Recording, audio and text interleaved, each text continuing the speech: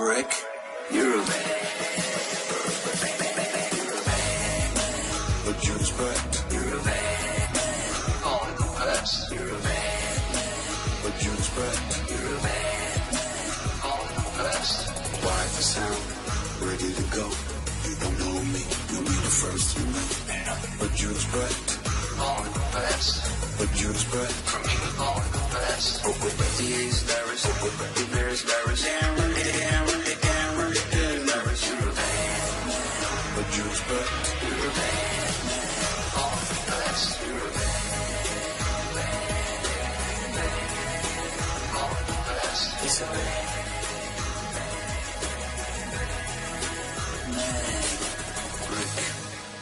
Great job. Always a pleasure, Sonny. Always a pleasure. What you expect. Stephen A., the best part about that is just watching your face, because I see, like, there's this little, like, childlike innocence just sitting there watching it, which we never see. But tell us, you're not here today in L.A. What are your plans after the show? Well, I'm leaving from here, and I got a couple of scenes to fill, to film with my man Sonny Corinthos. That's his character on the show General Hospital Max, which I have been watching for 40 years. I'm a henchman for the mob, a surveillance expert, amongst other things. Just living the dream. Brick. So Maurice Bernard, that's his real name. He plays Sonny Corinthos. He's the star of General Hospital. The whole staff is phenomenal. They treat me fantastic. They asked me to come back. It's a recurrent role that I have on the soap. This is my second time doing this. My character's name is Brick. You've seen me in the past. The last aired on March 31st. I'm filming a session today, and I'm sure that I'll be on in the future. I have the time of my life. I'm telling you, I love every moment of it. You've been watching for 40 years. That means Mama was watching, and then you started watching with her. Well, what happened is, Mama was working, but my four older sisters will watch. I got four older sisters, and we come home from school, and all the TVs were on General Hospital. So if I wanted to watch TV instead of doing homework, I had to watch General Hospital. So I've been watching it since I was 8 years old, and I've never stopped. And now he's on it. Yep. He joined him, and he fell in love with it. I love that. I DVR'd last time. You need to DVR. We'll find out the dates when you're on this time, Stephen A. Yeah. Always a good time. Let's talk a little football here, though. So the Bengals, they always get there, but they can't get over the hump. That's the knock, right? We're one and done for the fifth straight season. The last loss came thanks to consecutive 15-yard personal fouls on Cincinnati that set up the Steelers' game-winning field goal. The first of those penalties was called on Vontaze Burfict. Remember that vicious hit on Antonio Brown that earned Burfict a 3-game suspension to start this season. And then speaking of the annual pre-training camp luncheon, Bengals owner and President Mike Brown had this to say about Burfict. Quote, "Burfict, one hell of a football player. He makes a difference for our team. We want him on the field. I regret that for 3 games this year we won't have him, but then he'll be back then. And we expect outstanding play from him. He's a difference maker, and we are lucky to have him." Brick, should the Bengals part ways with Burfict? Brick. I don't believe they should part ways with him. I think he's too much of a talent. I will say that they have warned him on several occasions. The NFL league office has talked to him anywhere from 10 to 15 times. He's been warned on multiple occasions. He deserves the 3-game suspension. It's not excessive.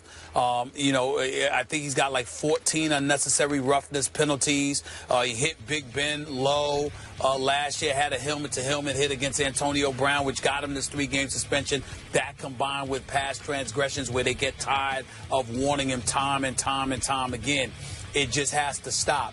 I think the thing about Burfict is that he has to realize that he's ultra talented. He's a big-time linebacker in this game. And just go out there and play. You don't have to be excessive. A perfect example of that would be somebody like Khalil Mack. Khalil Mack is a monster. He's going to get a big-time contract in 2 years when his contract is up. The Oakland Raiders are going to have to take care of this brother. You don't hear this kind of stuff. Football is the kind of game, Max, where you are fully capable of inflicting the kind of pain and intimidation that you want without being illegal or unnecessarily, unnecessarily excessive. You just don't have to do that. And Burfict has to come to that conclusion. But the reason why I wouldn't let him go is because the mystique of Burfict, even if Burfict never commits another penalty, his reputation precedes him. And because it precedes him, when you're talking about going out on that field and having to play against him, I guarantee you, Antonio Brown, as great as he is, won't go across the middle of the field against Cincinnati with nothing on his mind. I promise you that. He's going to remember what happened to him. Burfict's got to reel himself in, get himself together. He deserves the 3-game suspension. But would I let him go? No, I would not. I was where you are now before the Steelers game, Stephen A. That was the time for him to get this through his head. We asked this question on Sports Nation, and we were Michelle Beadle and Marcellus Wiley and I chopped it up about this very subject, and I addressed the camera and said, no, now that this is such a heightened kind of issue, this is very much on the forefront of his mind. I'm sure it's been made very clear to him that he cannot do anything stupid in the playoffs. I don't think you're going to have a problem with Vontaze Burfict. And then, just think about this for a second. There's 20 seconds left in a playoff game. 20 seconds left, and the only, look, it came up on the screen. They even showed the graphic. They needed 14 yards, the Steelers did, with 20 seconds left, to be in field goal range. 14 yards. At that moment, you got a damn good shot to win if you're the Cincinnati Bengals. And what happens instead? Vontaze Burfict, when the play is over, Brown goes over the middle, across the middle. He can't make a play on the ball. It's over. You're about to win the game. Vontaze Burfict, even though this was a central focus of the media and the teams before the game, hits him with a shot that's completely unnecessary. And remember, they need 14 yards to be in field goal range. He hands them 15 yards. Now, whatever you think about Pac-Man Jones, and he off the field, etc., he actually did nothing wrong in that game. I don't think he had culpability there. But Vontaze Burfict handed a playoff game to the Steelers. The time for all this kind of attitude with Burfict was before that game. That ship has sailed. If I'm the Bengals, bye. Well, a couple of things. Number one, with Pac-Man Jones, I haven't heard anything negative about him since he left the Cowboys. I think he's been pretty damn close to a model citizen. So I agree. Let's give credit where credit is due as it pertains to Pac-Man Jones. And you're right, because Joey Porter had no business being on the field, which is why he got into it with Pac-Man Jones. The other thing, and I like Joey, but he shouldn't have been out there. Right. Here's the other thing. Even though he said he was out there just to help Antonio Brown see if he was okay. But let's go back to Vontaze Burfict. I get where you're coming from. I totally understand it.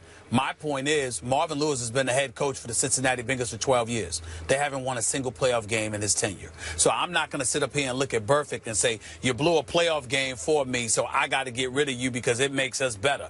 The hell with it. I mean, if I'm Marvin Lewis, I'm desperate to finally be relevant in the postseason. Stephen A., I'm going to keep on the reason for that alone. He's a tremendous talent. I get what you mean about the fear he can inspire psychologically in the opponent because he's liable to do anything. But the bottom line is, going into the game, a lot of people said you can't trust him because of that kind of behavior. He's going to do something stupid. I was defending it. No way. He's not crazy. And he proved me wrong. In that moment now, there's plenty of time left in his career, you hope, to kind of start proving those kind of people who still support him right. But the damage has been done. I don't see how a coach in a big game, in a big moment like that, can now trust him, talented as he is. He already handed a playoff game away. You suspended him for 3 games. See what happens after that. You can always cut him if he comes back after the 3-game suspension and messes up. But for now, keep him on the team. He's a big-time talent. I can't find a Vontaze Burfict anywhere. I'm keeping him. You got a draft pick for him. But they were one and done 5 times. You'd think they'd be more mindful. This team's so talented. I really want to see them get it together and get over the hump. It would be nice. We'll see. But I don't want them to win at the expense of my Steelers, so I'm not going to go that far. Go ahead and keep losing. See, he wants them on the Bengals because you think you might wind up in that position again. He'll do something that gives you the game. If the Steelers are healthy, they would beat the Cincinnati Bengals. I just don't know how healthy. Le'Veon Bell keeps getting hurt against them. Right. Stephen A., have fun today as Brick. We can't wait to see the episode. Birdman's here tomorrow. Friday, John David Washington. You know him from Ballers. Also, Denzel's son, Max. Good times holding it down here with me. We'll see you guys tomorrow.